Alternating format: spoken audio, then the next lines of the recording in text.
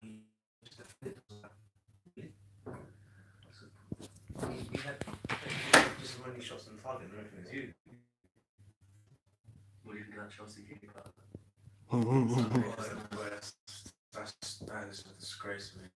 You know, they're stupid and they're trying to walk down the tunnel. Do you know what? Do you know what it was? If he walked away. Do you know what it was though? You know when you're that fuming, you just have to you have to move yourself from the situation. Yeah. Wait, I can imagine how pissed he was. You know what I mean? Mm. Right, I'm apologising to people that are already on because we're only just getting our camera because there's some madness there. It's alright. We're good. Right, so episode 114, David has blown us out. Shockingly enough, David's bottled it. He knew it was coming today. So fair play to you boys. I don't often get many wins, so yeah. You know what? I'll say the short. This is my one, man. I say, man, I was just really don't want to up today. Alright, so yeah, episode 114. Welcome to Be on the Ropes. Myself, Michael Prime, Dwight Best, Sean Mansfield, David come to sit in a box at QPR. Do they even have boxes at QPR? I think it literally is a box. No windows. Right, so listen, where do we start? It was a big event at the weekend. Match for Mexico. Kicks off. Brandon, Bam Bam. I've got a feeling that match from Mexico shows might be a bit of a money earner, you know. Do you think? I think he was a good, solid favourite for that. I think it's not often on a match from card you can make money. I think, should we go through that card? No, I don't see that. Let's absolutely not go through that. Okay. I've got zero interest in talking about anything except the card on Saturday at the O2 Arena. Dwight was there. The card or just a one particular. We can concentrate on just one fight if you want, or we can do the whole card. I feel like it was a decent enough card to give it a bit more airtime than just the main event. Yeah, okay. Can we take? Where would you like the main event out of the way? Where would you like to start? No. Where would you like to start? Right. Go ahead. There's a bit of foreplay here, so let's go. Joe Joyce first. Good fight, man. Fucked up my acca. I thought I was expecting to blow Stabona. I had it. Yeah, I had it too as well. I had round 2 as well. Livid. I was vexed, man. But I thought it was a good performance by him, man. I was impressed. I liked it. Like he chowed him early. He looked like he was gonna get him out early. Then he realised, you know what I mean, he wasn't gonna get it out early. So he just started boxing as well. Like, you know, obviously, Staverne, that big mover. He's easy to hit. Literally not a mover. Yeah. It was absolutely one of them ones where if you didn't have a bet on it, yeah. Oh, do you know what? We're fucking sideways on the camera now. Yes. Right, you keep talking. Yeah, he wasn't. We were heads on time. We have to do some special effects here, so like when my drink falls out. Post production. Yeah. Do you know what? Shout out to Billy Maddox there, and the camera needs to come round. Yeah, of course. And now it needs to come back. Do you know what? Technology ain't my friend today. As well. I'm not in it, but Dwight's not in it. Alright, don't worry, we're getting there. We're normally better. Let's go back and check last month's one, and it was. Everything's in slow motion, but getting knocked out by someone eventually. Yeah, it'll be good. Listen, like, all you want is guys. All you want is exciting fights, don't you? Exciting fights. You don't want. I don't particularly think we need another. I don't know if Klitschko's are good or what they've done, but I don't think we need another set of Klitschko. Who is he? He's gonna fight Char, is it? It's that. So actually, Sean, do you mind just jumping around to that corner there? That's fine, yeah. Yeah. See, if your team turns up on time, you can test these things out, but when they don't, we weren't here. We had like 4 minutes to go. About 8 minutes to go, but we might argue. Argue all you want. Bit more, please, Sean. Just a little bit more. Pull the table out. Yeah. What? You're gonna have to come in. That's fine. I don't mind coming. This is going to be a show, believe me. Okay, let me move this slightly forward. The professionalism here is unreal. But it's all right because the audio is going to come out crisp. Because I'm going to cut all this shit off. In fact, I might even just do a new intro when we sit back down. Shouts out to Sean SG saying bloody late arrivals. Yeah. Right, everybody's in now. Don't blame me. Right, I am actually going to do another intro. Just for the benefit of the audio. Right. So yeah, episode 114, late arrivals. We'll take 2 on this. Joyce. You enjoy seeing them get hit? It's exciting, yeah? Yeah, I think the whole thing is, you know what I mean? You just when you turn up to the boxing, you just want to see a good fight, don't you? You want to see a good fight either way. Whether it's someone who's really technical and you can appreciate the technique, or someone who just throws bombs and is gonna get hit and is gonna knock someone out. You want one of the two, don't you? Yeah. So do you think it was a good fight, or do you think it was like enjoyable to watch? I think it was enjoyable to watch. Yeah. More than anything else. Like, Stevan didn't really offer much, did he? No. But he stuck around. He stuck around to, you know, entertain us a little bit. So we'll keep the entertainment going. What do you think it is with Stevan? Do you think he genuinely thought he was going to win, or do you reckon he's just coming for payday, or do you reckon he just didn't have a clue who Joe Joyce was? He didn't give a shit, did he? He didn't get. Do you believe that? Yeah. I don't know, man. I don't know. You don't turn up in that state. Part of me feels like he just doesn't watch boxing and doesn't read any news, and he just assumed that Joe Joyce was useless, and then just thought he was going to come and win. I have no idea. I hope that that's the absolute last time we see him. Don't think offer them the money and that's it. Like, just grab the money. Just grab the money. Turn up. Hopefully don't get knocked out. He was always getting sparked out. Yeah. He took a lot of punishment. I think like it's hard to tell how bad that punishment is because of Joe Joyce's punch is so slow. I don't even know if it is so slow. Do you know what I mean? It's like it's just the way he does it. Yeah, it looks really slow, but it's just like thudding. I said this when we were watching it. So I was watching it with my missus, and there was one bit where he tried to do that kind of Sugar Ray wind up. Yeah. And I said it was like that hour hand on a clock. He's literally winding up. Oh my god! I thought someone had to turn it in his back. Yeah. He was ready to go. It was unreal. I couldn't believe how slow it was to see that. It was actually it was a bit embarrassing. No, you think, don't do that. But it was funny though. It is funny. It was like when Conor Ben tried to do the Ali shuffle. Yeah. And then fell over. It was. I don't know what this was either. My Ali shuffle was upside down. But yeah, big up Sean SG. Was that a real chin check for Joyce? I don't think so because I'm not sure that. I mean, he did get caught a couple of times in the first or second round, but Stevan must hit harder than most of the fighters he's fought though. oh yeah, has he been hit? Basic boxing, yeah. Yeah. Has he been hit? Like, I mean, his record's good. Like his record's good for however many fights he's had. What is it, 7 or something like that? He's only lost like is it 2 or 3 or something, isn't it? No, I mean like Joe Joyce. Oh, Joyce. I don't know. I still think the Ian Lewison win was his best win. Yeah, but the names he's got in his record in that many fights. Who? Well, Stevan and Lewison. And he won the thingy bob, didn't he? Commonwealth. Oh, Lenroy Thomas. Yeah. Okay, yeah. So I mean, we're talking like 50% of his fights have been against good names. Can't really argue that. And I think if he fights Char, I'd give him a good chance of winning that. Yeah. And then from there, he's just there. He's there, isn't he? Then Yeah. he's in amongst it. But you So still got Parker out there. If he wants to, if there's a little bit of money to be made. Parker's hanging off that matchroom, man. Well, they're saying Fury now. Yeah, I saw that. He's willing to be his next opponent, but he's just gonna get beaten up, and that would be a really boring fight to watch. Because no one's gonna come to win that. No. So I don't know who Joe Joyce could fight. Like, say he did get that. What was it? WBA regular. The regular gold. Who else is there that he could fight? Because he's getting to the stage now where if he's going for a world title, he's getting to the stage where a lot of the other fighters are, where it's like, unless I'm going to fight a world champion, what's the point in fighting one of these other guys? Because I'm missing, sort of losing my spot in the queue. Yeah.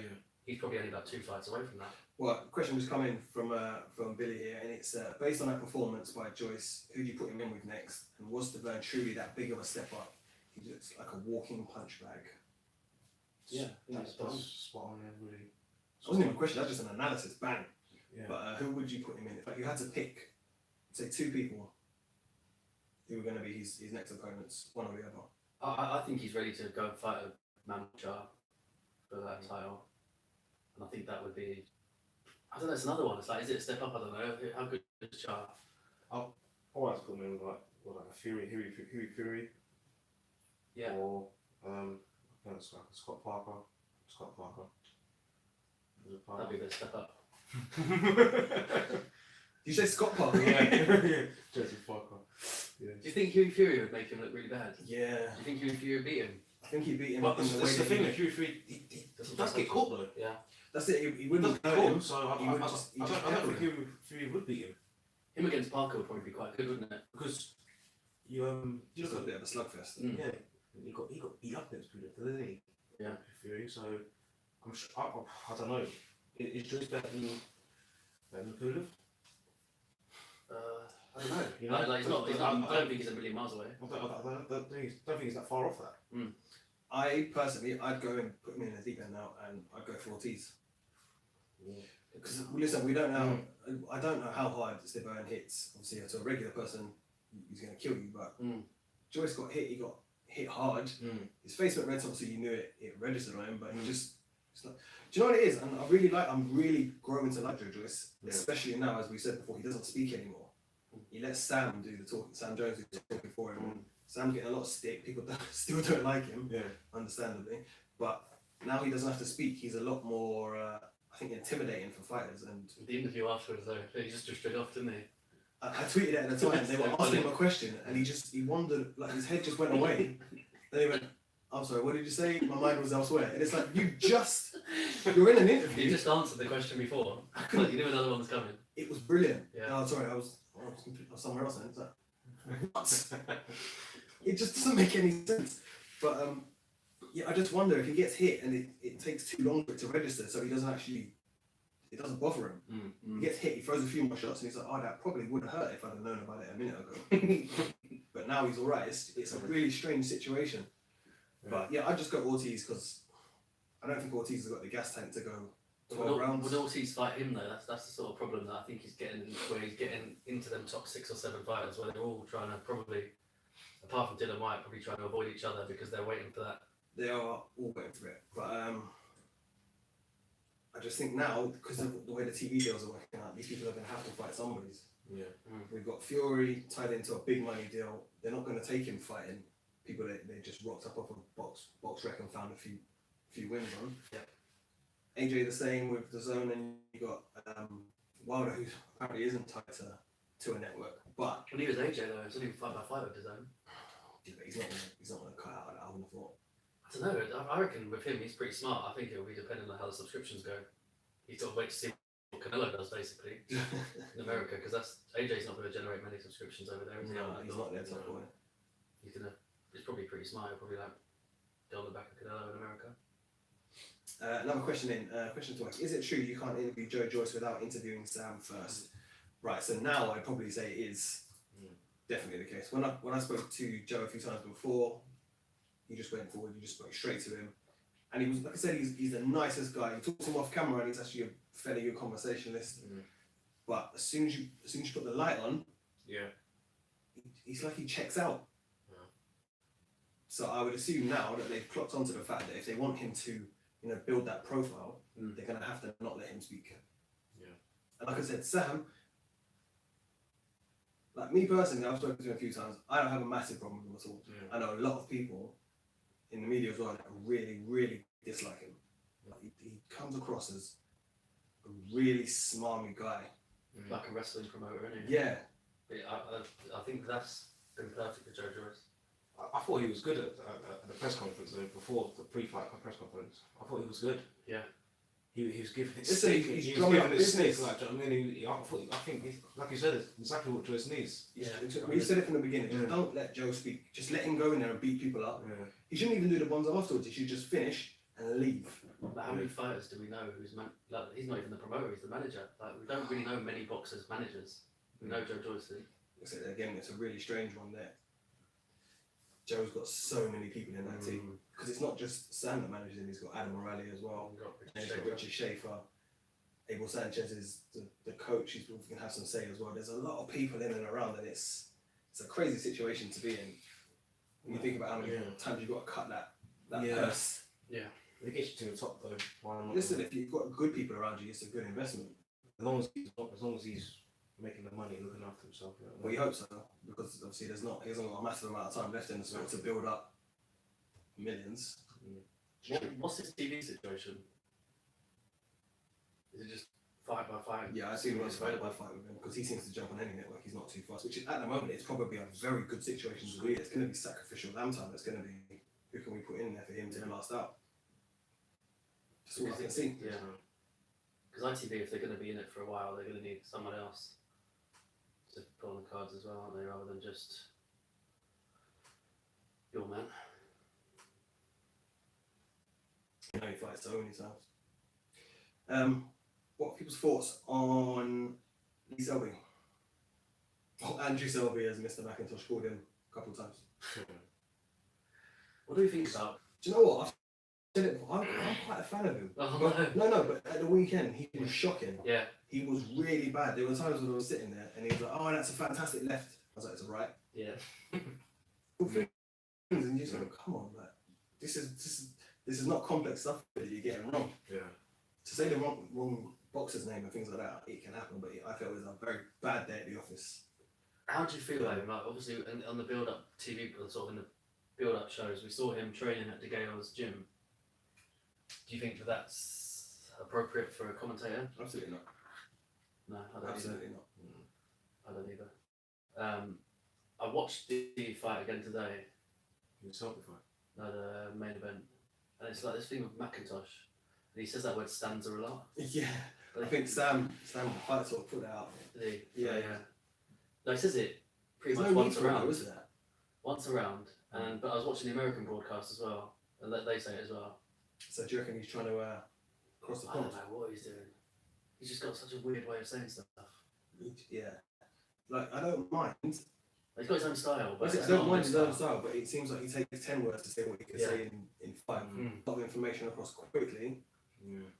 It's not great. But I imagine he'd probably be very good doing you'll finish describing it. which you've missed. Yeah, he just kind of made something up. But it is what it is. But Selby, I quite enjoyed the Selby fight. I thought he did well after the cut. I think I tweeted it. 2 cuts, wasn't it? Yeah. After that first one, I thought there's no way he's going to make it to the end of this. No way. He seemed like he was on his way out. He was just getting pummeled. Fair play, a bit too much. So wasn't it? Yeah. Yeah, it's. He never had no power when he was. No. It just, Do you know what? It was one of the funniest tweets I'd seen in a long time when someone said just to confirm that Lee Selby hasn't carried his power up with him. Yeah. Yeah. Like he doesn't have enough to make you think twice about attacking him. Yeah. No. That's the problem. That's the problem with him. I think. And I enjoy watching it. Hitting the nail on the head there. Technically, he's excellent because you can see after like rounds 5 and 6, he worked the guy out. Yeah. He couldn't really get near him. He was picking up the rounds. He was taking the points. But before that, it was such a problem because he just couldn't discourage the opponent to stop it. And if he's fighting better opponents who hit harder than that, Exactly. he's not going to get 5 or 6 rounds to work someone out. Do you really think he was ever like technically he's brilliant, but do you remember like before he won his world title, I think it was the eliminator before the world title, I can't remember who he fought. That's a Russian guy or something. And it was always like, oh, he'll switch off and he's capable of doing it. Like, and I feel like that sort of sums it up generally now. I think he's had a good few performances. I think we're probably sold how good he wanted to suited them because they needed him at the time. Yeah. And then he went to America and I don't know, I'm not interested in watching him to be honest. We said that before, didn't we? When we went to Copperbox to watch the Warren show. And it was a good decent night we had. Was it Degale was the headline? Yeah. But before that we saw Dubois, we saw Yard, and everyone was sat in their seats, everyone was watching. And then he did his ring walk, he got out. Everyone just started chatting, they were just facing away, he started talking. Yeah. And he went to full 12 and I just don't think nobody cared. Yeah. And we came away from that, we were like, it's really bad because he's former world champion and literally nobody. Well, no, he was a world champion still, wasn't he? Or had he lost his belt by then? No, he was still a champion. Yeah, still world champion. Yeah, and no one cared. No. It was really bad. I felt pretty bad for him because you just came away and you thought, this is why you're probably not with Matchhim anymore. They were happy for you to wind the contract down and go elsewhere. Yeah. But I think with a platform like ITV, obviously, I don't think he's ever going to be a pay-per-view star. For him to be excited means he's getting hit quite a lot. That's the only way he's going to be excited. And if, like you say, if he gets hit by people who got a bit more power and can sustain it and a bit more accurate, he'll do anything. Yeah. Is there anything else in that card? I can't think. Chris Congo didn't fight No. against Bernard. Question for you here, right? This is one of these kind of moral questions. So he had sponsors for them, right? Obviously, as he did. His sponsors bet £3,000 worth of tickets. Yeah. On the basis that obviously he's going to fight. To which he then did not fight.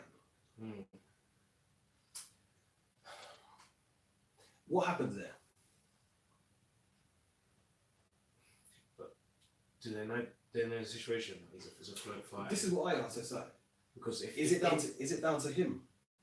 Not saying that this is a float fight. If he's been perfectly clear with them and said that it's a float fight, I might not get on, whatever, and they've still gone ahead and bought the tickets, then that's down to them, isn't it? Really? Yeah.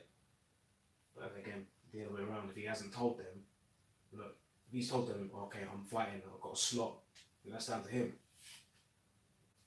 I think it's straightforward. Yeah, it's really peculiar. I couldn't understand it. 3,000 tickets. £3,000 Oh, tickets. How many 3,000 tickets? would have been a lot. That would have been a lot, yeah. I mean, £3,000 of tickets.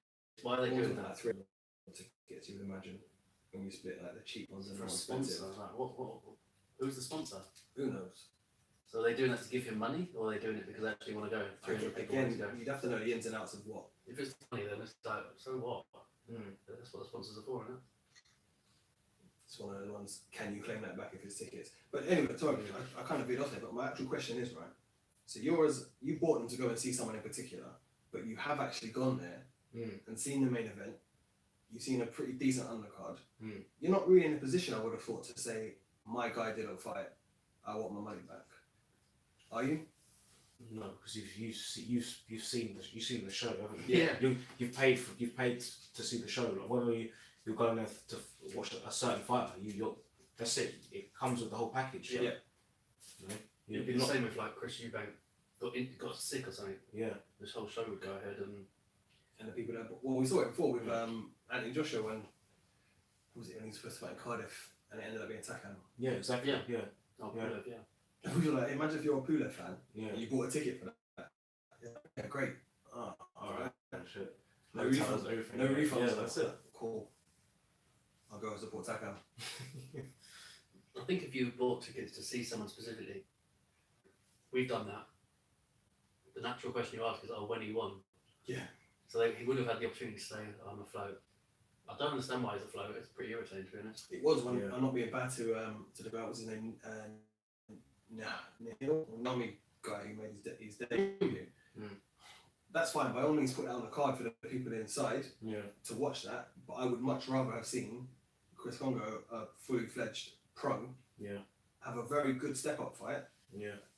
I was looking forward to that. I was watching an army boxer. I was looking. Just knew it would happen. And said Eubank didn't get on either, did he? Yeah, I think they. Yeah.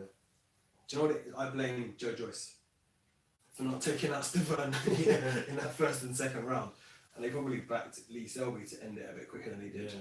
Because everyone, like I saw loads of people backing it online as well, saying, "Oh, he's going to step up to this new division, back the stoppage. Yeah, he's going to try and make a statement." But, like it's just coming in. It's from Billy as well. And it says, "I think it's because we know that power punch is never coming." He's talking about Selby, and I think he's spot on. Yeah. But if you really sit there and think, when has he ever gone into a ring and you thought he's going to spark this guy out? Yeah. And that was at weights below. Yeah. I can't see him making a big name for himself where he is now. Nah. It's the IBF belt as well, isn't it? Like, you know why people won't get interested is because you've got to fight. A load of nobodies really to keep your belt. Yeah. It seems to apply to all the divisions. Yeah. People have wasted their time. Well, we said it before, like it's what I like about the IBF, but it's also their downfall that they're so on the ball. They're like, this is the rankings. Yeah. People get in the rankings, they fight their way up, and then that's it. And whoever that could be, you might be fighting an absolute joke, as we've seen. Obviously, Dave's not here to rinse today, but Kell Brook had loads of shit fights. Yeah. Where it's like he could have been off having unifications, or he could well-known, established stars, and he's not. He's fighting at Sheffield in front of a few thousand people against someone that no one's ever heard of, Exactly. and we won't hear of again. Yeah. because it's been made, he's got to do this. And Although saying that, Kilbrook lost his belt. Errol Spence doesn't have to fight all these idiots. Does he? It's true. It's very true, mate. What's that all about? Yeah. I'm not saying anything. Errol Spence, has he fought since? Or has he fought? He has Who fought. did he fight? Oh, I can't remember his name. We could box work it if you really want to know. Is there a point for it? What it was. Well, it's just his next fight after that is what? Garcia. Good fight. Yeah. Yeah, the home fight. So he's already It's done in better Dallas. Yeah. than Brooke, wasn't it? I'm really looking forward to the build up to that now as well. I'm seeing a lot more people backing Mikey than I thought they would. Yeah. I don't know, man. I don't know. The thing is, Spence, it's like like we said before, Spence, is he actually living the life? Because he seems to be partying a lot, boy. I don't know. If you only fight once a year, you can party what you want, Exactly, man. Party hard. I don't know. I really don't know about Spence these days. Like, he's not convincing me on social media, dude. Like, he's always on social media. Like, he always seems to be drunk. Like, I don't know. I love it, I ain't gonna lie. I mean, I'm sure we'll talk about it when it's nearer the time, but I mean, if you're him, then you lose to Mike Garcia. That's embarrassing, isn't it? Yeah. For someone who has had the hype around him, so I'd like to think he's going to be up for it. You would hope so. Yeah, that'd be one of them. It's almost like Lomachenko-Rigondeaux, one of them situations where you're expected to win. And it's a boxer, so is Garcia, but that whole thing of, a good big and beats a good little, and he's going to be substantially bigger on the day. Yeah. And it's not his. It's not at all. Question came in from North Bank Bren, and it's: should there actually be float fights? I'd say no. I don't like the idea of that at all. I don't like the idea of it. How can a card where we've got float fights on it still have massive gaps in it? That was bizarre. That was annoying, man. It's an odd one because if Especially £7 a pint. Yeah, exactly. £7 a pint, Yeah. I would have to spend just £12. like £14 and then that's it. £12 a double, mate. Double pint. Yeah. Double. Was the spirit, mate. Yeah. It was a joke. It was a joke. Okay. It is what it is, isn't it? Listen, if they got you, once you're in there, that's Yeah, it. exactly, mate. Just don't drink as much, drink it if you've got a problem with it. But yeah, float fights. Now, it's a strange one, I think, because if you don't have them, you obviously have to pack out the show to the extent that stoppages you can overcome that.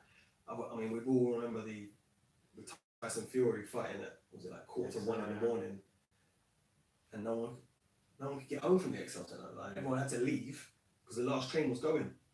That was it. Yeah. So I suppose it's not an exact science, is it? Yeah. Because you can try and say, right, we'll have 6 fights, we'll leave 40 minutes for every fight. First fight comes out, bang, first round done. We're like, right, now we've got one fight in the next hour and a half. Yeah.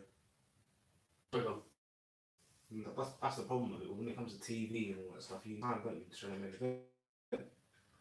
Which I think they did well, and obviously boxing's catching on to that now. What was it? It's a World Boxing Super Series, I think, that really pushed that. And like, right, the main event starts at bang on this time.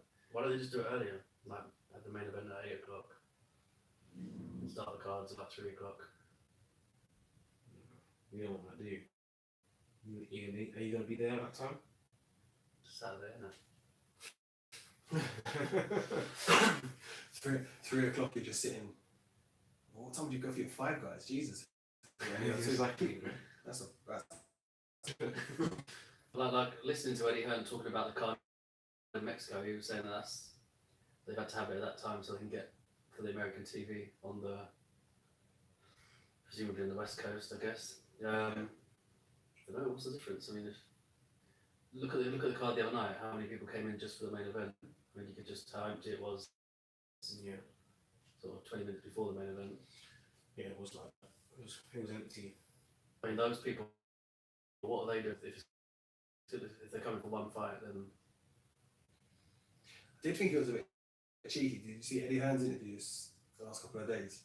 And he was like, thank fuck I didn't put that on. yeah, And you just think, what a liberty. Your last O2 show was Ted Cheeseman. Guy's bitter, man. I think He's so bitter. I think he was very bitter about, very, very bitter, that whole card. And what was it? Richard Potson said he knows that Sky were offered that, or not offered that. Sky were after that fight. Yeah. It's an inch. Yeah. Sorry, I'm just glad they did good ticket sales, to be honest. And it looked like it did, to be fair. I heard some stories on the day of a lot of comps being given out, but I think, from what I said, it was more like corporate sort of.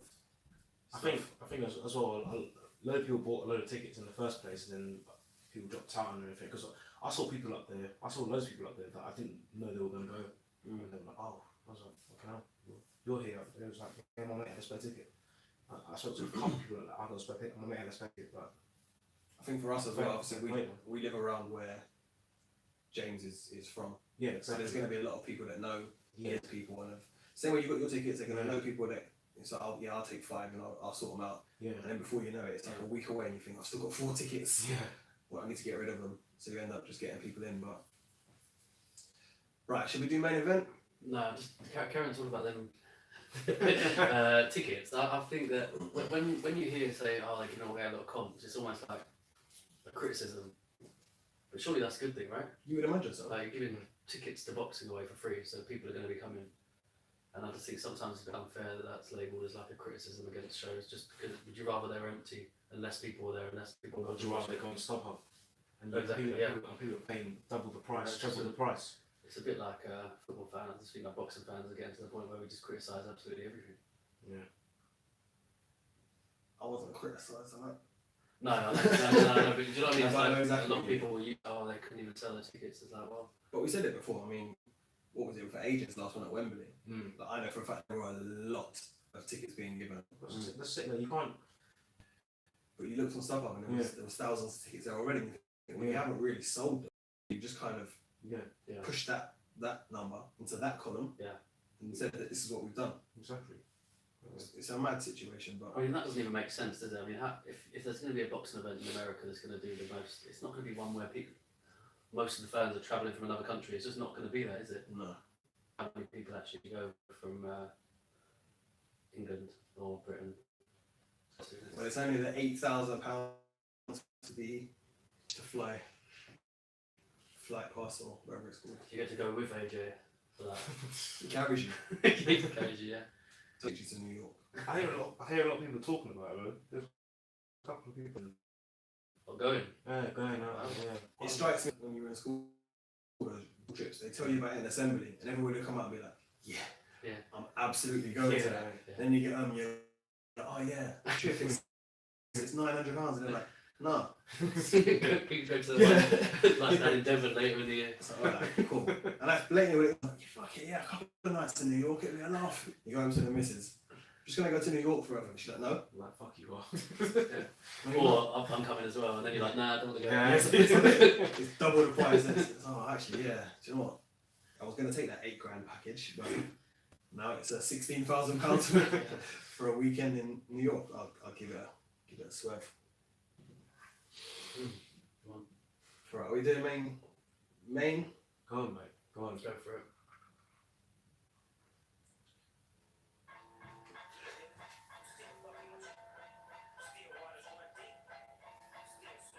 I'm just living life, man. We'll probably get a copyright strike for this, but anyway. Yeah, see, you enjoyed it, yeah? I enjoyed it. Do you know, that's how I watch the fight as well. Cool, man. Right, I'm not going to do it for anyone. I just actually want to know what people genuinely thought about it. Say your piece, man. Oh no, don't worry, my piece will be. I told you I'm going to whack my piece on the mic at some point, I'm sure. But, What? entertain the fight? I don't know. I thought it was scrappy at times, man. It was entertaining at the beginning, I thought. I thought it was really scrappy towards the end. It was a terrible fight. Like I said, I tried to watch it again today. I got to about the 7th or 8th round, I just couldn't watch it. I thought it was rubbish. Or I thought the level, the actual quality of the fight was very, very poor for what it could have been for both fighters. I thought. Yeah. And that's not to like belittle anything that Chris Eubank achieved in the fight, but watching it, I don't really think he did anything that good. He followed Degale around the ring and just waited for him to throw something, and then just basically threw a few punches. That was basically. And then basically against someone better, Eubank will after things just get bad. I thought Degale was alright at the beginning. I thought he'd done alright at the beginning, apart from obviously the knockdown. I thought he was doing alright at the beginning, but then he just done what he'd been doing recently. He just faded, he faded badly as well. Didn't just fade, he faded bad. I was surprised at sort of the difference in physicality, like how weak he looked. He looked frail, man.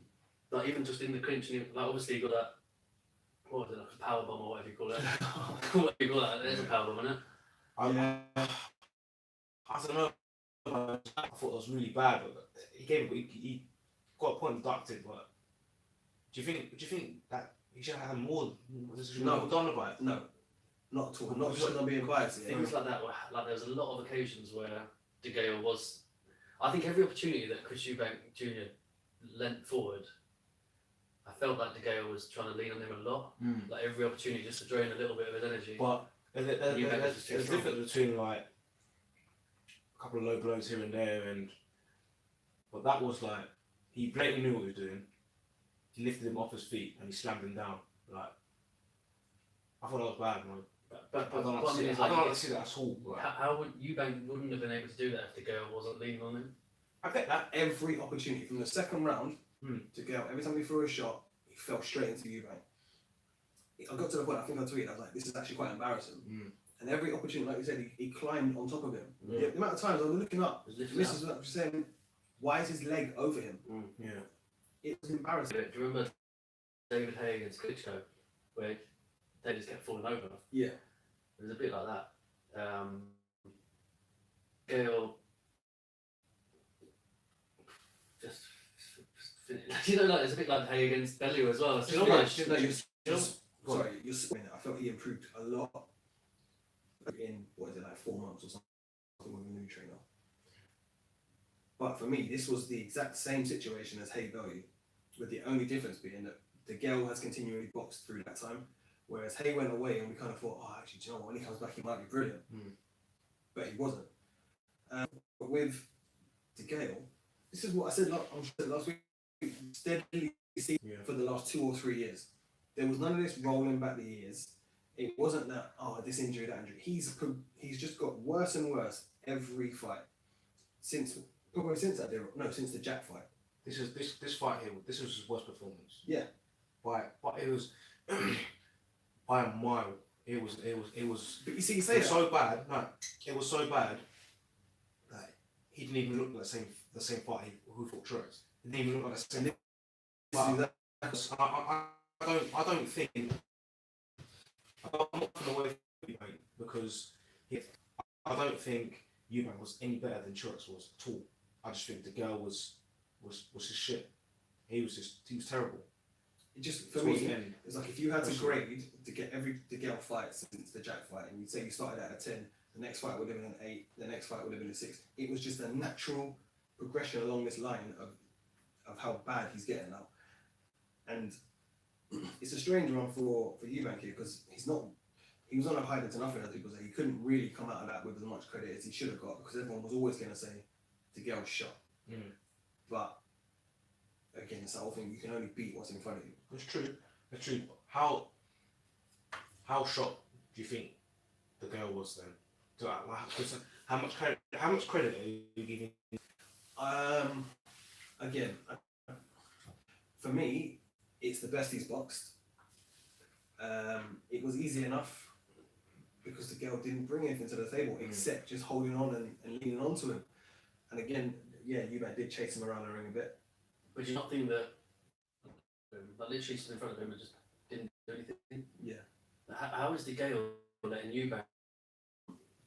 From Billy, and it says Degale did not execute his game plan and came across scrappy. He made Eubank's task easier than it should have been, in his opinion. 100%. Yeah. 100%. But I just feel that's all Degale's got now.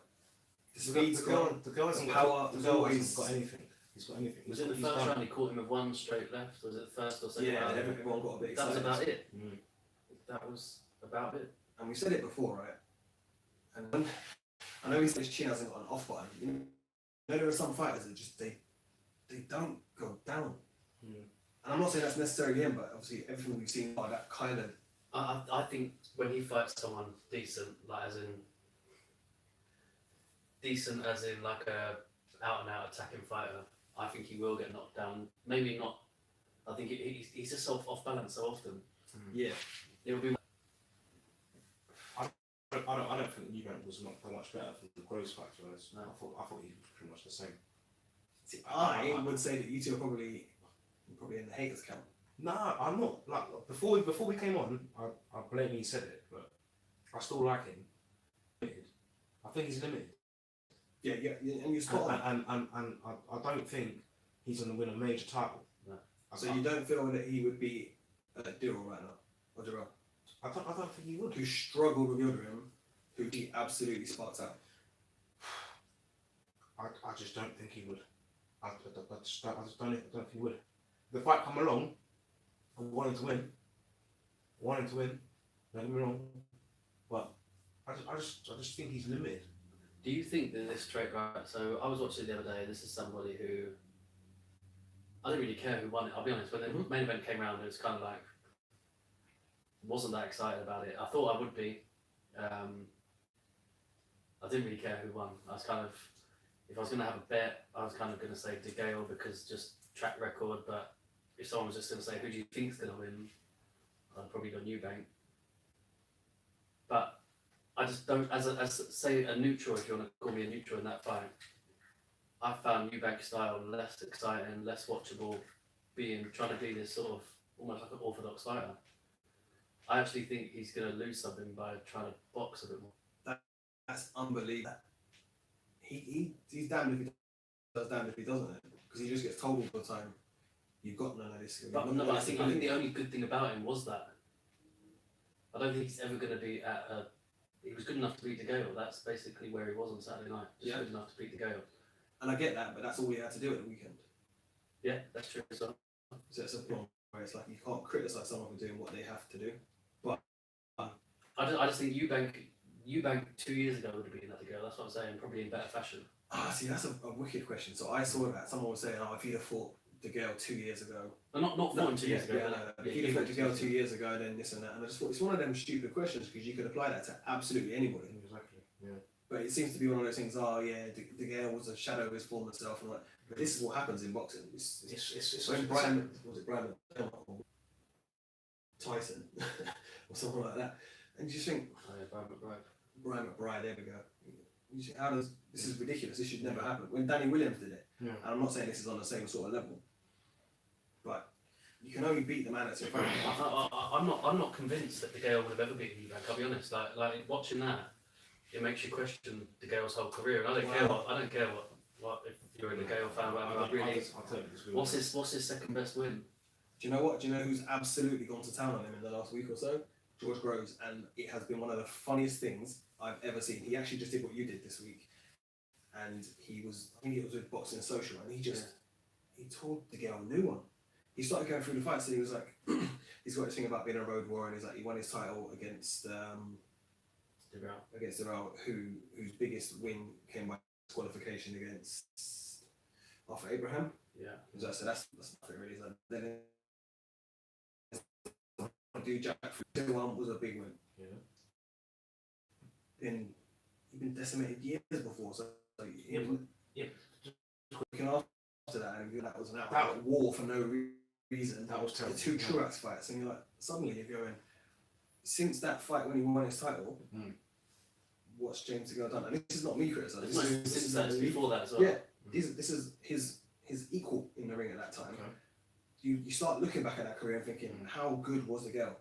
And I've seen loads of pieces this weekend. It's like he's the underachiever who overachieved, and did he achieve everything he set out to do or he should have done? I think for the ability he's got, the gold medal, you can never take that away. Yeah. He was very good at that style as well, the getting hit. Sorry, the hitting and not getting hit and getting the points and whatnot.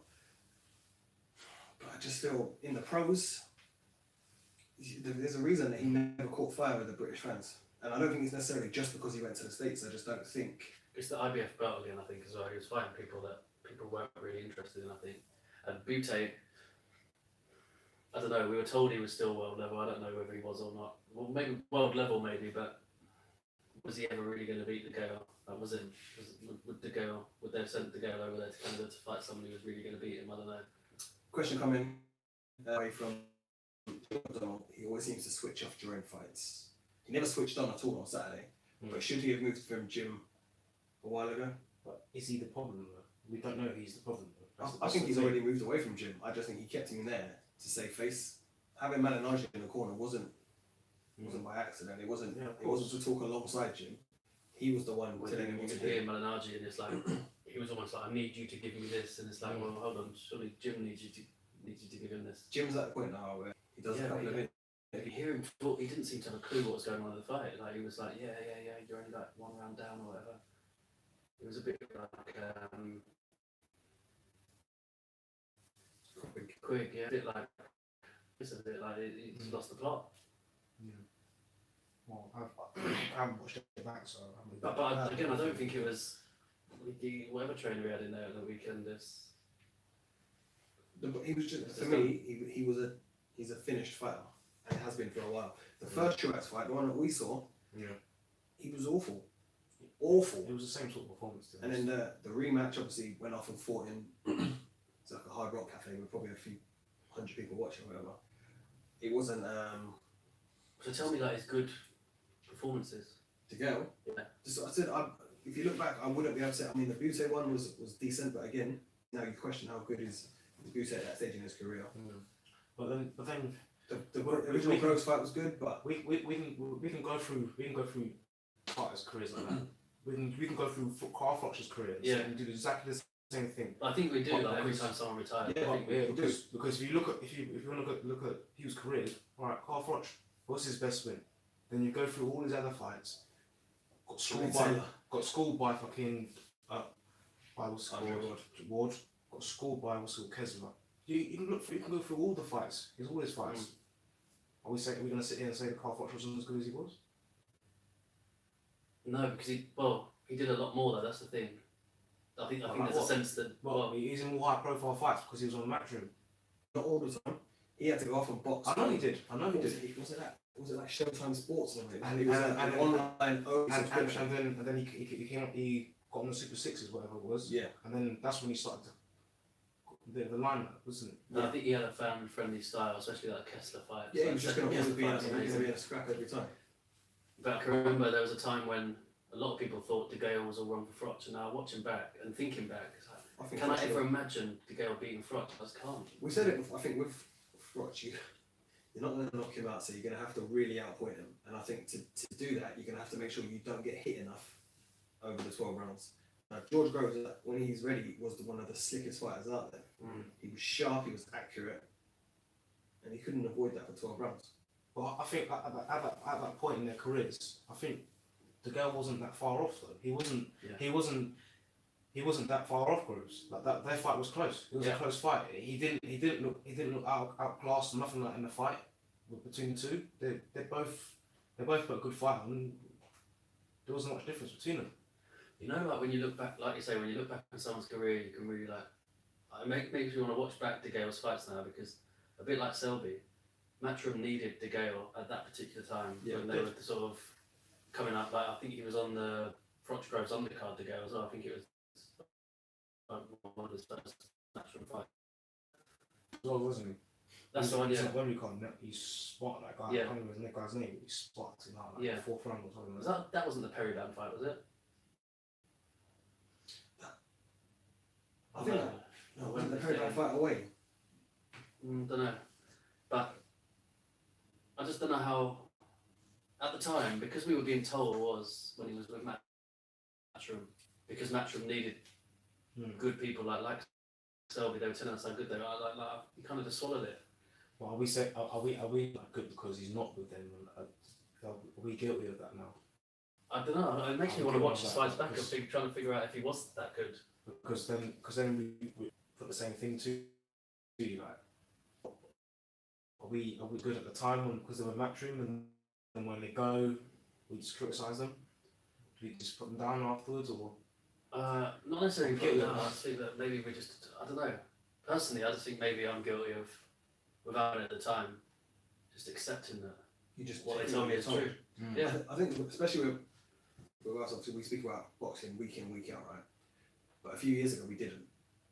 So you watch the shows, you get into all the hype, you don't even really break things down or analyse anything, you're just there as I love boxing, I sit and I watch boxing. Yeah. It's only now that we sit and we actually discuss things and you hear other people's point of views on certain things, and then you go, oh, do you know what?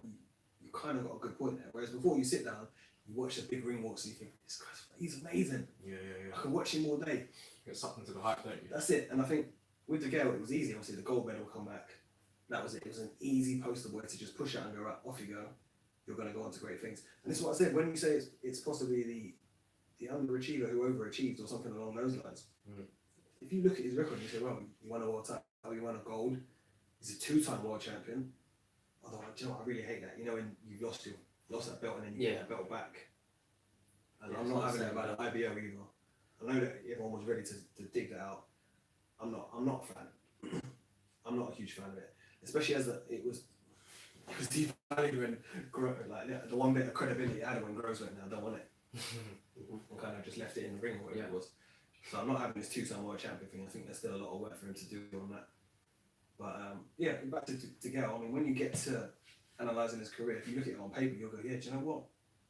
He achieved pretty much everything he would have set out to do. He's got out, hopefully, with, I think he's probably doing quite comfortable financially from what you hear about him. And you just hope that, because people say he sounds punch drunk now, the slurs there a little bit, he doesn't really remember things as great as he possibly could. Is that the fighting of the party? I don't know, I have to ask Arj. You know the Badou Jack fight as well? Again, it was a good fight. But are we really, like, in hindsight, it's easy to say, yeah, it was a good fight, so Badou Jack must be really good. But it's like, Badou Jack going into the George Groves fight, we all thought George Groves would win. Looking back, we probably think George Groves could have won. Should have won, yeah. And then James Degale draws with him, and now Badou Jack. That's a good result. Is that a good result? I think it was a couple of weeks ago when you kind of put it out there, like, how good was Badou Jack? Well, again, we don't know. He beat George Groves, so it's like then you can't. It's like, But then you're kind of balancing everyone off against each other without actually having like a fixed point to say, well, this person is. I think James Degale's career is just really confusing. Like to work out. He's had ups and downs, man. I think it hasn't been consistent. And it's the style as well. I think that particular style is. If you look what he has achieved, you can only say, well, he's achieved everything, hasn't he? He's done. What fight was it? Like in terms of their career, like how many fights did he have before the Groves fight at the O2? They're both like 10 fights or something. So you got to applaud him for like getting to that level, dropping right back down to blue water and all that, and then getting back up there.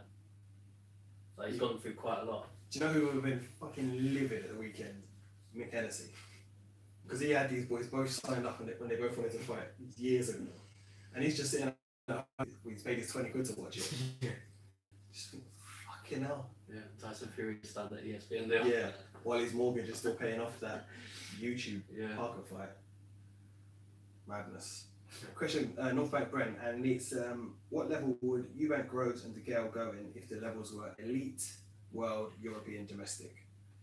I think personally, wipe out domestic straight away for all of them. Groves was an elite world, an elite champion. Well, I don't know if he was elite. Are we talking about the peak of their careers, the best? I don't know, because what time are we talking about? When they retired or? At the peak, at whatever their highest point is. Okay, what was it? You've got elite, you've got world, you've got European. I don't think any of them are elite. I think you can. I think Groves and Degale, I will go world. Eubank, I don't think he's world. See, I find that bizarre. But he's not domestic though. So you're putting him kind of at a European. I'm putting him kind of a European, but higher than that. If you had something in between a European and a world, I'll put him there. What? Ian Smith sort of level. Rocky Fielding. Oh. Rocky Fielding's world, mate. Or Rocky Fielding. Fuck off. What would you rather have? The WBA regular or the IBO? Oh. WBA regular. Really? Yeah. Yeah. Yeah. You're not. He's You're like, recognised. you're like the third person. I don't even think you're the third best person in your division. Eubank's not even the fifth or And sixth. I'm not saying he is, but at least you're at the top of your ranking. When he was introduced, they said he's #1 challenger in all bodies. That's not true, is it? No, I think he was #1 in the IBO. I'm sure when they introduced him in the ring, they said all governing bodies. He's definitely going to be ranked with all, but probably not necessarily in the. No. But I can't see how you can say that he's not a world level fighter when he's champion. No. I think he's probably world level fighter. Because you've got like world title challengers, and then you got elite. Yeah, but I think Andre Ward's probably the only elite. Like, that's elite. It doesn't have to always. I don't think. I think that's a fair point. Like, you can just have world champions who are good world champions. And... So you wouldn't put Groves as an elite fighter, even at his peak. That's a tough one because It just depends like what you mean. Like, is he an elite fighter? Yeah, because he's in like the 0.0001% of boxers in the world. But I would class an elite fighter as like you've got like Lomachenko and Ward. Yeah. Like, I don't think Groves, Degale are that. I'd say for me, to be classed as the elite, is that you would back that person to pretty much beat anyone else in their division at that point. Because that makes you head and shoulders above everyone else. There's going to be several world champions in that weight. For you to be elite, you've got to be that person that everyone goes, yeah, he'll win.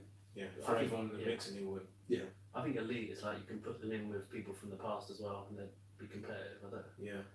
Groves and Degale just kind of like they were in the top 3 or 4 in their time. Okay. Yeah. So you were saying that they're at world. I don't think Eubank's on the same can be classed in the same bracket. That's what I'm saying. He's a step below them. Until it's hard because until their careers will come to the end now, and now we're looking back on their career. They're not gonna produce anything more. The girls know, you know what? But Eubank Groves can. going up every day from here, right? Eubank better and better. Eubank can. Groves, yeah, he can win. I think Groves is one of the people that the longer he's retired, the better he'll get in our memories as well. Yeah. Well. You know, like Eubank Senior and Nigel Benn, they had good wins, but the longer they've been retired, the better they get in your memory. Like if I went back and I watched some of them fights, you'd be like, this is terrible. But you've got the highlight real moments from the career that you'll always look back on.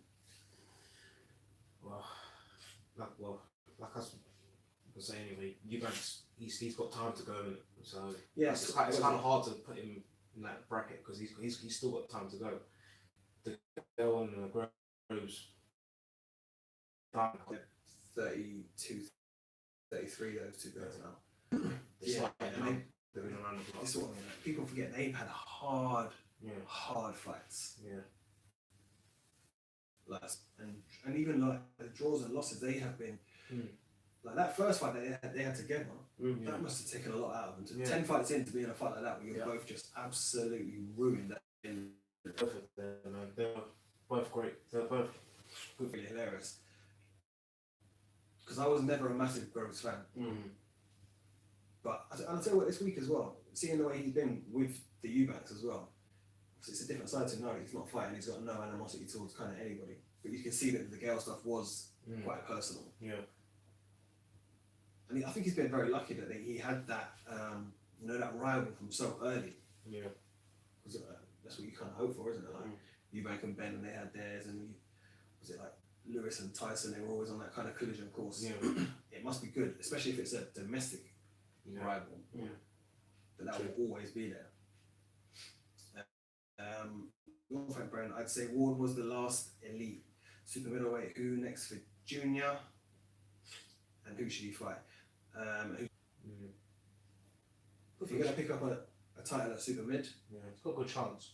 But I can't think the whole PBC thing should be allowed that to happen, shouldn't it? But is it? What's the deal with that belt? Because Callum Smith's got some other sort of WBC belt. it's got a diamond belt. Which one's the real one? Diamond belt's not the real one. Oh. I think they're making another diamond one for Spence and Garcia. Ah. They just Just diluting the shit, aren't they? Yeah, it's ridiculous, but yeah. So Darrell's got the actual WBC belt. So for me, you move heaven and earth to get that fight. Yeah. So because you watch it, he struggled at the moment, and it was stopped. Was it because there was a clash of heads? Yeah. So it was stopped after like 10 rounds, and they went to the cards then. But Eubank's style was just perfect for using that because he just swinged out, didn't he?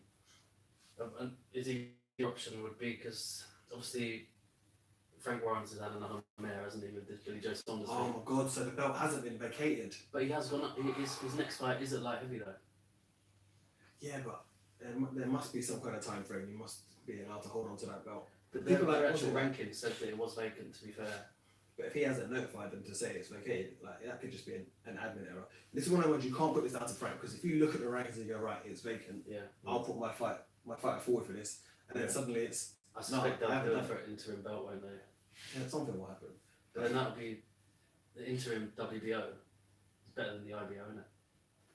So that at super middle that could mean that rematch can happen. I don't think it will. Whatever.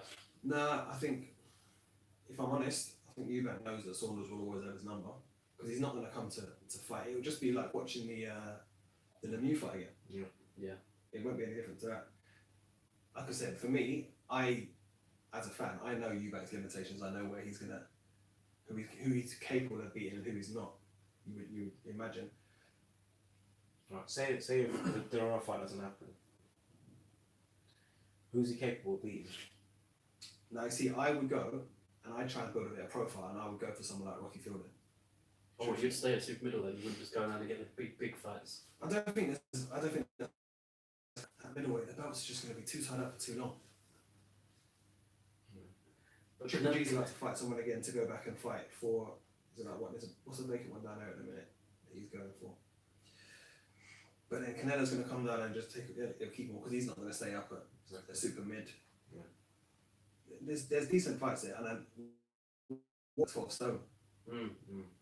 He weighed in heavier than Degale, but then on fight night he just dropped back down to where he was comfortable. And I just thought that was a massive psychological thing. It's like he got to the scales and he's like, I'm bigger than you. Yeah. What are you going to do about it? Or I'm exactly your size. But then on the day, half a stone lighter, and just threw him around. It's one of them things, like I said, when like I said, I fucking loved it when he threw him on the floor. It's one of my favourite things I've ever seen in a boxing ring.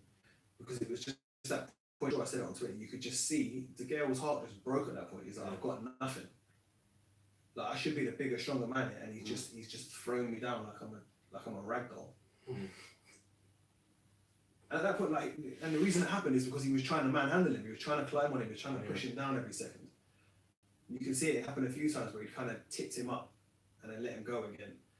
But no, it was that moment. Like if you could just, like I said, that hello darkness, my old friend sort of thing, and you just zoom in on his face. Is that when you had to just nip off to the toilet? Oh, no. I was openly doing it on the sofa.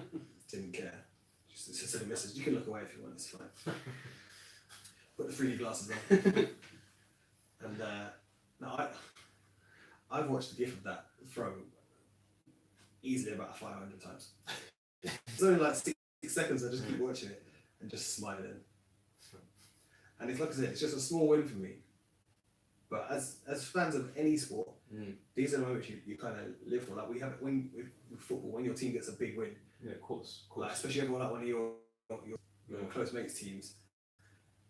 When that shit comes on Sky Sports again, you have to record it. Like me and you, we both shared it recently. Like we didn't even realise we both done it. The Tony Bellew knockout. Like, whenever I'll sit down. Sometimes I'll just come in late and I'll just be like, fuck it, just put that on while I eat my food or whatever. And I just think, yeah, I love this. And I can see that fight. Not necessarily the whole fight, because like I said, for me, Degale spoiled that fight massively because he had nothing to do except kind of throw a lunging shot and try and land on his chest. And I said, even if he didn't retire now, I don't think anyone would want to watch him again. I'm not interested. Like, I just don't want to see him in the ring again. He's finished. He hasn't got nothing else. Do you think he knew he was done? Or do you think he just thought he had too many skills for Eubank? Listen, I think he's exactly the same as a David Hayes thing, where you think, even me at 50%, I'm better than... In the first belly fight? Yeah. 50%, I feel I'll still be better than him. And I think we didn't Eubank, even like you said, Eubank of a couple of years ago probably would have beaten him. Yeah. But I feel like we saw enough of an improvement to not be as rash as he has been. Like at no point did I look at him and think you're embarrassing yourself here like I did in the Groves one when he was just swinging these stupid shots. There was times when he hurt Degale, he was going for him. Yeah, he was throwing straight shots, wasn't he? Yeah. And I think it's an odd situation. So I also don't think we'll see Nate Diaz again. Did I say it right? No, it's Whatever his name is. No. Vasquez. Yeah. Nate Vasquez. I don't think we'll see him again. As I saw in Vegas, he was desperate to get home to his family. He went home like the day after the fight. It worked for that time, and I'll be very surprised if I see him come back and train him again for another fight. And that's not me saying I don't want to, because I think obviously whatever he did worked. And this is exactly what I said a couple of weeks ago, where I didn't think you would have enough time to get him a boxer. I think he's never going to be that guy. But if you can just coach enough of him to say, stop doing this stupid shit, just a little bit, I'm going to get a much improved fighter just by taking away. Do you think this is what I'm saying? I'm not convinced he improved him. That's what I'm saying. I think it was different, but I don't know if it was better. I think the girl was that terrible that I think Eubank just looked a bit better. He looked a bit better, but I don't think he's improved that much. I still think he's limited. The only thing is, he did seem to have a game plan. So he boxed to a plan and so he listened. That's an improvement at a very basic level, just to actually box to some sort of instruction, I guess. That's fair. But I don't think, I genuinely think that fight 2 years ago, Eubank just throwing wild shots probably would have stopped Gale, probably on that night. Before the Sharks fight, probably not. No, I mean, if it was Eubank from 2 years ago against the Gale from now, I think it would have been a better, more explosive performance from Eubank's point of view. But like Senior said, he's won the pay-per-view platform now, but I just don't understand what that means, because I can't really see who Eubank's going to fight where they're going to be able to do it as pay-per-view and do any of that meaningful numbers. Not at that price. No. Exactly. As I said, Although a lot of people were interested in this one. as I said to you, right, no matter what happens, That's because it was against the girl. I don't think it is. People paid money to see him fight flipping. What's the guy there? New Zealand guy that he won the IBO first of all. Oh, Renaud Quinlan. People bought that fight. Yeah, but that wasn't like £20 though. No. It was 15, wasn't it? I'm sure it was. I think it was like £7 or something. Yeah. No, it wasn't, man. It was. It It was was £7. £7.95 maybe. It wasn't more than £10. And there was only one fight on that. See, I would say try and make him against Degale, but try and put it on an undercard of a heavyweight fight or something like that. Because I think he's better off going. Degal's not going to come over here, is he? I don't know, like I said, we've got the platform now with PBC. But Degale, didn't he get screwed over at the Froch fight over it? Was that over here? No, I'm sure that Froch was fighting over there for that. Was he? Was he? I can't remember. I'm pretty sure. Didn't Degale make a big deal about it being over here? No, this is why I hate checking on box rec and stuff, because by the time we find out, Um, time's gone. but Eubank against Degale, who's going to buy that? Yeah. Buy it? You'll buy it, will you? You will watch it by some means. I support, man. I support. I just don't really think that's going to capture, Eubank isn't going to be able to go on, Good Morning Britain, say I'm fighting Degale. Darrell was in Nottingham, yeah. Was it? Yeah, so I don't think Degale's going to fight over here again after that. And I think Eubank over in America probably does better. Do you know what? I think Darrell probably would. Just looking at this now, Darrell's 35. He's not going to have many big paydays left. Who's he going to fight? I can't see anybody that's going to generate more money. Looking through the kind of records at the minute. But by all accounts, wasn't Eubank just going to go down to middleweight now? Well, that's what Senior says, but I've been saying this all week, and I said it in the build-up to the fight. Yeah. I think there's a very big pie in the ways now. Yeah. It's very obvious to me. That Even what Senior was saying before the. Yeah, he was. Before. I said he was bitter. He was not happy at all. Yeah. That he was kind of pushed to the side, and people have been. And again, now Junior, he's one that said he's damned if he does, damned if he doesn't, because he's criticised no matter what he does. So now he has. I think you can visibly see he's cut the apron strings. He's not got his dad training him. well, not that he ever trained him before. He didn't have him in the corner. Mm. He was still standing there shouting out orders, and he went. He was doing as he was told by his actual coach. But I think now that they're looking at it, and it's like, right, with it, it's still the show of the Eubank show, so the dad's always going to be around. Yeah. But that's what you need to do, man. And I think that's what it is now. Have him involved in the ring walk and everything else, and that's it. Just take your seat. But I think that's all it's going to be. Like we saw it with Senior in a post-fight press conference, and I will decide who he's going to fight next. I'll do this. I want him to drop down. It's like, I don't think it's up to you, mate. Yeah. I think we're actually at a point now where I'll make the decisions myself. Yeah. Fair play. No, he needs to do that. That's what I mean. And He needs to do that. It's paying off. Yeah. I said we weren't expecting him to become Floyd Mayweather over a 4-month camp with a new coach or anything. Yeah. But if you can see an improvement, which I know you guys don't necessarily agree, I felt he improved.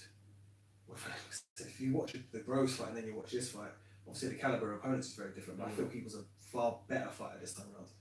But if you can just get a 5% improvement camp on camp, Yeah. you're going to see a much better fighter every time. No, I agree with that. And his style is fan friendly, and that style as well is always going to beat people up to a certain level. Mm. So there's only going to be the top people that you're going to look at and go. Do you think that style the other night was fan friendly? No, but I don't think that was down to him. I think if someone had come to fight him, you could do that. But Degale had no intention of engaging. And do you know why? It was because he got clocked. He got hit. He got wobbled, and you just think, fuck this. I'm not having that happen again. Yeah. What do you think of Senior's, like, just chatting all this shit before? Like, he's got some new like phrases now about like chivalry and That's just golden senior. Listen, he's got. That's just the way he is, isn't it? Let's be honest. When it comes to the press conference and he starts talking, and I get up and just make myself some fucking food. But again, you see Junior doing it as well. Like he starts talking and he asks him questions off, and you just see kind of Chris just. And I think he's got to the point where, and listen, you can't criticise because it's got Junior to the point where he is now, where everybody knows who he is, and whether you love it or hate it, it's like me or you can love me, just don't be indifferent. Yeah. And I think Eubank said that last week. Mm. He was like, either way, just you won't ignore us. Yeah. And it's exactly That's what you true. want. That's true. And again, we always say it, I think I said it to you just before we started recording in jest, boxing fans are fickle as fuck. Yeah. Eubank got booed into that ring. Yeah. I booed him as well. And oh my god, when he was leaving, or when the final bell went, the cheers he got. Yeah. And I know that those fans were massively outnumbered in there, so there's a lot of fans that changed camps during the fight. A lot of fans left around 11, mate. Yeah, you said that. It was nearly as bad. It wasn't as bad as Trump. Everyone, people leaving at around 9 and 10, mate. Yeah, but you knew after 6 rounds that he was never going to get a knockout, and he was already 6 rounds down, so he wasn't going to win. Yeah. But people were vexed. The money you put performance like that, just consistently as well. Like, that's three in a row. Like, I feel quite sad for Degale. it's a bad way to go out. It's a bad way to go I out. think it's a bit embarrassing. It is Like someone like him to lose like that. I think very Especially much. when you see how, maybe like 3 years ago, where he was compared to Groves in his career, and then you see how both their careers have ended. It's like, That's it, and they've both gone out on a loss, but the difference between the two. And Groves hit the nail on the head when he says you just got to look at, we boxed Eubank 1 year apart, and look at the difference in the result. Yeah. Now. well, the difference in the result is like, depends how you look at it, because Groves won on points. He didn't knock him out. He didn't win every round. But he was far too good for Eubank. Yeah. And like, it depends on, like for me, this is one of the strange ones where Eubank here, I don't think he's getting the credit he deserves out of this. I don't think he will. And I don't think he will, because all anyone's saying is, Degale was shot. He's not getting the credit because Degale was so bad. If Degale won a few more rounds and in the first 5 rounds, I thought Degale was alright. I don't think he was excellent, but I don't think he was getting destroyed. In other words, personally, I thought he won quite a few rounds early on. he just faded. I just think the fact that if the girl came out and boxed a bit better, I think Eubank will get a lot more credit for winning this fight. How bad the girl was. It was like, everyone was like, oh, well done. He had an engine, he just kept going. But then after a little while longer, people started saying, no, the girl was shit. So only after a while, everyone started to realise, no, the girl was terrible. I think Eubank's just got to go on and do something now, because like we're doing now with Degale's career, if Eubank doesn't win anything after this, we're going to look back and say how good was that win against Degale. Like, we're saying it now, but we're only going to say it in a couple of years anyway. Of course. Like this is his best career win, but if he doesn't do something else, it's not going to go down as a great win. You see, it's again, hop back to that whole Hay Bellew thing. Bellew's best win is against David Hay. And he's going to go down. They're talking about putting him in the Boxing Hall of Fame because he knocked out Makabu and Makubu and then beat David Hay. It's insane. He's got to be retired for what, 5 years? So who else retired this year? That must be quite weak. In a couple of years, all those matching boys will all be lining up trying to get in there. But what all we need now, me as a junior fan, you need him to have a meaningful fight next. Or even if he doesn't have a meaningful, like a big fight next, I need to have a fight where he's explosive again. You know, even someone like, not necessarily JJ McDonough, but you know, someone who's, I mean, maybe even someone like Rocky Fielding, where you would say, you Bit more credit. Yeah, it's a name that people know. Someone who he might actually be able to box, but he could very possibly. But is it spark out? Is it that much credit? More credit? I think you get more credit for being Degale than Rocky Fielding. Probably. Worldwide. Of course. People in the But now, States know who I'm just Degale thinking in is. terms of if I own the ITV PBC platform and I need to put him on a fight, it's not going to be Darrell. Who do I put him in against? Yeah. So I'm hoping I want to get a British fighter, so it can be built up well. Yeah. People will latch onto it quickly. But who's that? Don't know. I honestly wouldn't be surprised if his next fight's at middle either. Yeah. I think he's. Murray was happening today. Now, who'd you back in that? Eubank. He looked good in that. Yeah. He looked excellent. I'm not interested in that. To be honest. Not interested in that. But that's us as I'd say very seasoned boxing fans. But that could just turn into an absolute war. And those ones where you sit back and you think, oh fuck, I wish I watched that. Yeah. But I'm not saying that's necessarily the case. Could be a good scrap, but I don't think it would be. I don't think Mike Murray like is durable, isn't he? He's not gonna what's he gonna actually do there? But that's what I mean. If you own the platform, that's what you want. I want to put him on because it's going to be a pay-per-view fight. I want to put him in something that's going to be entertaining. And it seems like there's enough free agents around at the minute to get a decent card together. What do we think about the quality of boxing? 2013, say 2015, that was British boxing has taken over the world. And now we're seeing all of these people around that time sort of coming towards the end, ending badly for some of them. yeah. But how good is British boxing?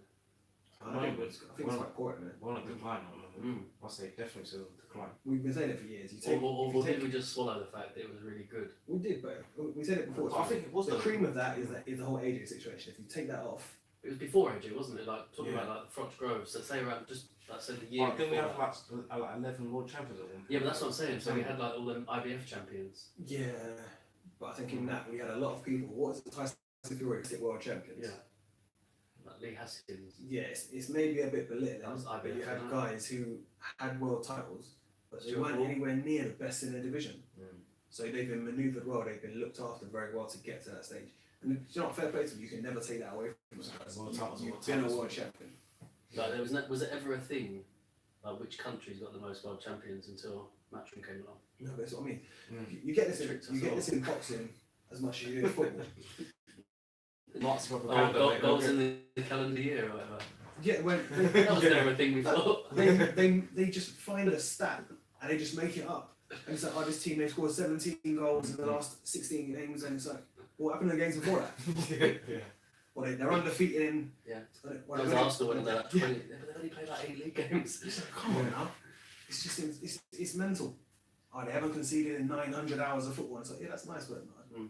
What's that mean to do? And you're only talking about league games, or they're absolutely undefeated at home in 2 years, and it's like, yeah, but they've lost shit loads away. They're just made up stats that someone's just gone, this kind of sounds alright. Yeah. But you get that in boxing now as well. Yeah. These stats that a pundit just goes, this was So he came up, didn't it? Like Degale, he has another win on British soil. Like, so what? Like, I thought you were bigging up the fact he'd fought abroad. Yeah. Like, you can't have it both ways. Yeah, it was a bizarre situation, but yeah, I think British boxing at the minute is on a bit of a lull. I'm not massively excited about a lot of things. I think that's why it was, like we said it last week, this weekend was the first big kind of card. Yeah. And we're nearly in March now, and there's nothing to talk about. We're talking about press conferences, and we're still fucking talking about purse splits. Today, WBC announced, they did an announcement, like a press release, about a fight that is definitely not happening. Wilder's next fight will not be Fury. Fury's next fight will not be one. They had a poster made for it to say this fight is not happening. This is where we're at in boxing at the minute. Struggle, mate. What's the next big fight? It's the Garcia fight, isn't it? Peterborough this weekend. The matchroom card. Listen, it's a next gen show, isn't it? Yeah. With React pause on it. Jordan Gill. Yeah. Yeah. Sims Jr. Yeah. So I mean that'll be a decent card. It's a Saturday night fight night, so we can't complain. You're not paying extra for it. Yeah. Take it as it is and hope for the best.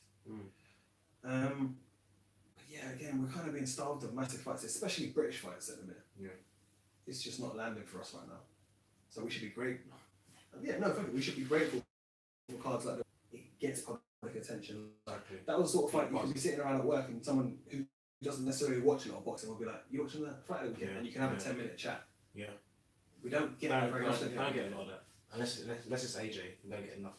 Hardly do that. And like, to be honest, when people come up to me, start talking about AJ at work, I just switch off. Man. I don't know. I Just just like. But it's good that Eubank won because it's sort of at least he's still got his career now, hasn't he? The girl was going to retire either way, really. Yeah. But I said that before when he was dubbing the retirement fight. I said I felt he knew at that point that he didn't have it in the tank. Possibly. I said I wasn't going to sit there and be massively smart today, but it just seems that it was just a natural thing. When you look at his decline over the last 3 years, it was the expected outcome. For the exact same reason before when we looked at the Grosjean, we were like, there's no reason that he should beat him. Because we were sitting here saying, I think they all said it last week, Degale to roll back the years. When does that ever happen? When has it ever happened in boxing where a guy's actually turned out a wonderful performance? Out of the thousands of boxers, you could probably name one or two. Offhand, I couldn't tell you any. Ali after going out from jail and stuff, but that's what's annoying about Pacquiao.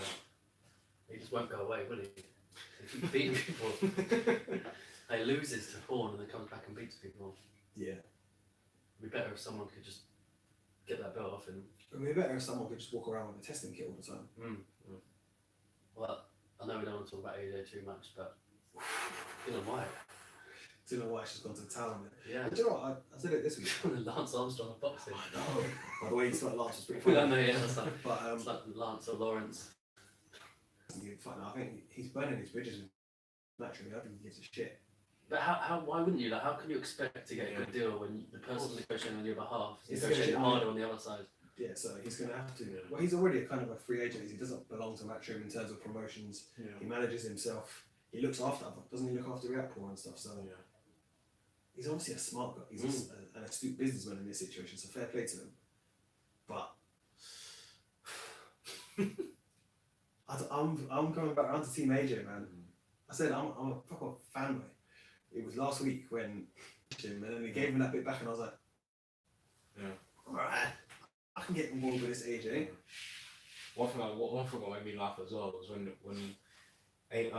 Miller's all fans, all these girls sort of mouthing off off the stage, and AJ goes, "Hey, come on stage as well, and come up with him, like he's proper giving it large." It's when he told him, he's on it. I'm your mum's landlord. I was like, Yeah. No. It's another one though where you're sort of you can't really win. Scripts. You think, is Do you think scripted? is this really him? Like, we all think deep down this is really him. But now he's been the other way for so long. It's now like, oh, someone's just told him to be like this. Yeah. And it's like he can't get credit either way. Really. No, you can't. But I was the first person out. I didn't know anyone when he did that shit with Brazil, and I was like, it's so fucking, it's bullshit. It's nonsense. But I said that's because they were mic'd up when they went to his face to face, and I was like, when have you ever done that when you're outside having a face to face photo shoot? Why would you have them all mic'd up so you can pick up the intimate details of their conversation? Yeah. But this was a press conference. Yeah. And I don't know if he knew Miller was going to come out and push it. Yeah. And when he done it, you just think, that's Watford AJ there. Yeah. Just like, it just kind of just clicked into place. When I saw him in a press conference this week, he was a lot calmer, left people's mums out of it. And I think that's the AJ you expected. He's still a bit... Or do you think it's because now he doesn't say need the 300-400 grand a year from Lucas Aid so much now that... You don't care. Yeah. Do you think that's because he's established now, isn't he? Listen, I Links ain't going to drop him for that. Listen, I don't think anyone's going to drop him. No. You'd be stupid to drop him. Yeah. Might help the brand. It might help with brand if anything. I mean, I know Lucas Aid and things like that, they have huge brand reach. But just think, even just IFL, if they film an interview with AJ and he sits there, he's got his Beats by Dre on, he's got his nice Cartier watch, whatever it is, he's got his Lucas Aid bottle. Them Lucas Aid bottles have been around since the 90s, haven't they? They've changed at all. Yeah, they're iconic. Like John Barnes used to wear them. Blue and yellow. But you They sit never there, make me want a Lucas Aid either. No. that's another conversation. I said this other day, you know people like McDonald's and Coca-Cola, they don't need to advertise. No. I don't see a McDonald's advert and think, oh, do you know what? Yeah. I really want one of them. Yeah. Or you see a Coke advert and think, Oh, I've forgotten if Coke exists. yeah, oh, shit, yeah. I haven't had one of them in ages. That Lucas doesn't Aid happen. is just like if you're really thirsty or like Or you see it, hungover. yeah, it's got a reason you get it, but yeah, just Oh, that'd be good. You know, what Superman is it like when there's a bad Superman? Superman 3. Yeah, they should do that for AJ. Like do Lucas Aid adverts, like hungover AJ. He needs to go to the off license on a Sunday morning to get a Lucas Aid. That'd be brilliant. I like that. Yeah, I he's going bad. Like I just turning watched the heel, film with just bad AJ anyway, just walking around beating people up. Yeah, brilliant. Richard Pryor comes running in. Just go for it, man. But yeah, if I could see more AJ like that, like I said, real or fake or whatever, I don't care. I'm just bored of Enough how to knock him out badly now, isn't he? Yeah. He's made for him, really. It's He gonna should happen, do. isn't Yeah. it? It's gonna happen. Mate. I don't think it's gonna be close, man. It's gonna be like. These are the ones you watch and you're like, do you know, like Hey Macronelli, Yeah. where it's been built up to this massive 50-50 fight, or Two like rounds Triple of G fight. and you think oh my god, this is a really close fight. Mm-hmm. Then you watch it and it's over really quickly and you go, it really wasn't. I don't know what I was thinking. This is really good. This was exactly what should have happened, and this is exactly what did happen. But for me, this is a good one. Even though we didn't want it to be Miller, that's another name checked off the list that can just go away Man. and go and do whatever you like. Because as annoying as it is, he's not fighting the people we want. He's checking these people off the list. We're talking like the Parkers and whatnot. They're getting fought. Move off. You're not on the AJ radar anymore. You've had your paycheck. And as he said in, what was it? I think if you've seen the little clip from The Gloves Are Off, is that you can fight me, you'll lose, and you can go and fight the people I've already beaten, pick up some more money. I think Tyson Fury coming back and doing this whole lineal thing has helped AJ in a way, because whether or not the belts are there, I think it's probably not going to happen now, this undisputed thing, but if all he's got to do is beat Wilder, he could drop all the belts, beat Wilder, beat Fury, and everyone knows he's undisputed, you know what I mean? That's all he's got to do, is it? Yeah. Sure. Like, Wasn't it Lewis as well that he had all the belts but he didn't have them all at the same time? No, it didn't he? I was trying to read this the other day. It was something, I think it was like the WBO. He might have gotten that after the other three had gone, or one had to be vacated just before he won the other one. But I could be slightly wrong on that. I'll check it out. Or was you counting as undisputed champion with the WBO back then? Yeah.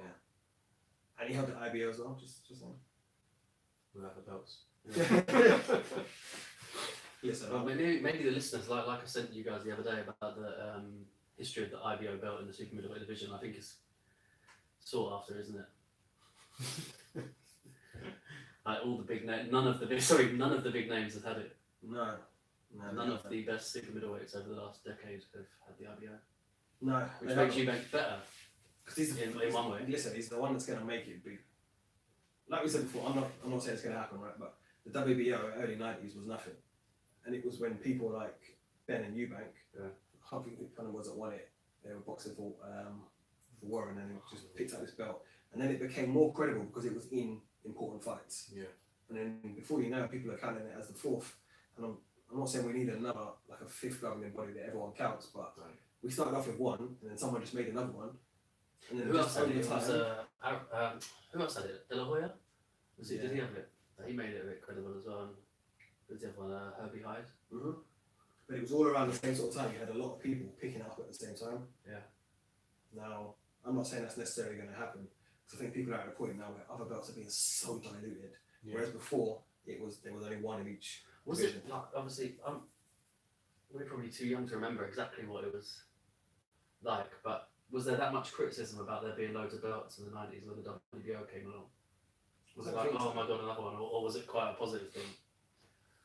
I can't remember. I don't know, definitely don't know, but I would imagine there would have been a lot of criticism around it, or people saying it's not a real title. But like you said, you make it a real one by having yourself established as the number one and holding that title. Yeah. Ultimately, it's just, as long as you all fight each other, it doesn't matter, does it? That's it. If he goes on to fight for the WBC and argument's sake he wins it, and then suddenly, that's when I've got no problem with you saying I've got 2 world titles. But I'm not a great fan of that. But on the weekend, like I said, it kind of devalued it for me even further. Because I know that Degale, if he'd won, he wouldn't have wanted it. He wouldn't have retired saying I'm a 3-time world champion. Exactly. Yeah, it's true. On my final note of that as well, can I just say how much of a prick that final interview from Degale was? A prick kind of movie. Yeah. So bitter, so belittling, and he just came across like a bit of a dick. I was really surprised that he went out like that. You know, Were you though? I was. I wasn't surprised at all. Even if he just a little bit of credit, he was too much for me to say. He tried to do it and he just couldn't bring himself to do it. But then all he did was just say, yeah, but you know what, I've already done it all. Yeah. Like, I'm this, I'm that.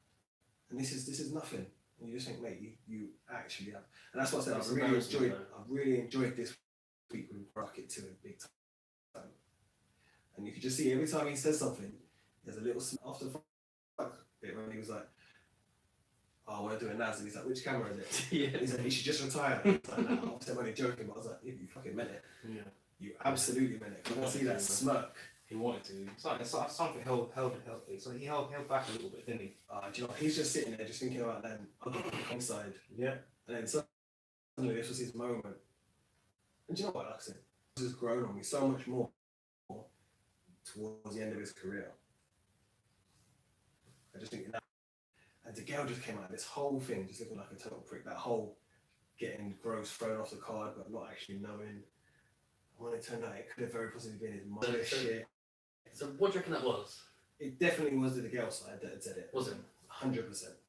Almost me confirmed. I think it was Gareth Davis who asked the question in the press conference, and then he said it in the. He put it in his story afterwards to say that it came from Degale's side, but he didn't necessarily know about it. And he said that's where it became awkward because the fighters didn't know about it. Yeah. And he said, no, I haven't said that. When Eubank Senior saying he's a mummy's boy, I was like, oh shit, like, yeah. And you did, yeah. That was a game changer for me. The girl side of it, the whole family, all the stuff, and he just concentrates on the boxing. I like that, man. Yeah, you wouldn't like it if you were McGregor. Well, yeah. It's different, isn't it? I can't want to talk about any more boxing for next week. There's not much on this week, is it? Is it not Peterborough this weekend? Yeah. There's a, what's the show? There's one abroad. Is it? I don't know. I'm not fussed. Either way, next week I think it probably, if we're back next week, it'll be a quiet one. Maybe we'll take a week off if it's going to. No, the following weekend's good. Oh, okay. So we'll definitely be back next week now. Yeah, the weekend after. I was fine this weekend. We've got the weekend after that as well. Isn't there? Yes. March the 8th. Are you going to go? We're going to have one person there. Anthony Young's been added to that card now, hasn't he? Mm. Because obviously he's not going to be out on the Leicester card. Listen, it's getting decent. We're starting to build. That's what we said. are starting to come in because it's been a very quiet, slow start of the year. It's been a slow It's start. not really suited anybody. I haven't particularly enjoyed it. No.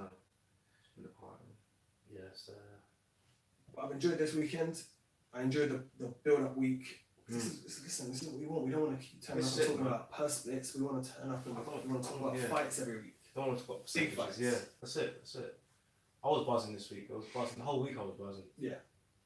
I'm on a train on the way down there. It was